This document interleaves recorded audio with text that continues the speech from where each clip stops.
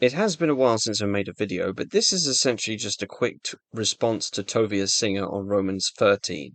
Let's watch. Let's just say 26 out of the 27 books in the Christian Bible, with the very notable exception of the book of Revelation, very pro-Roman, especially in Romans chapter 13. Paul opens by saying that every person should be subject to the governing authorities. And I pointed out that in Paul's view, that people should be loyal to the empire, to those who are governing, is not because it's pragmatic, not because you don't want to get killed. No.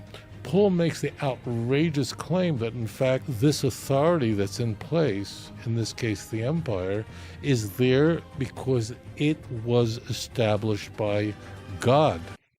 This is not a newfangled claim that Paul has come up with. If you go back to Genesis 9, God established the very concept of government. More specifically, capital punishment is mentioned, where it involves the taking of a life, essentially that if a murderer kills someone, then their life has to be taken. While it's not a full-fledged scale government, it's still a precursor to governments that will happen in the future. The idea of a government in a country is to restrain evil. Even though governments do not always do this, the principle is there to restrain the wickedness of men. Essentially, you would have anarchy and licentiousness without a government. Essentially, where God and governments agree, the government must be obeyed. The only exception that is allowed is if a government tells you to violate the laws of God.